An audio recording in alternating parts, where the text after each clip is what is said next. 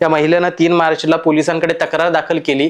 3 मार्चला हा आरोपी अक्षरशः गावामध्ये आपण काही केलेलोच नाहीये, म्हणजे 2 तारखेला घटना घडली, 3 तारखेला ती शुद्धीवरती आली आणि नंतर ज्यावेळेला कंप्लेंट केली त्यावेळेला तो गावात मोकाट फिरत होता. तक्रार झाली हे कळाल्यानंतर शेतात जाऊन लपलेला आहे.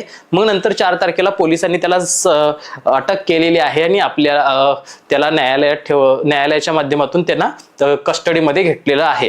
आणि आज ह्या आरोपीवरती इतर चौकशी होते की याच्या आधी तो कोणासोबत असं वागलाय की नाही वागलाय, कसं या सगळ्या गोष्टींची चौकशी होतीये.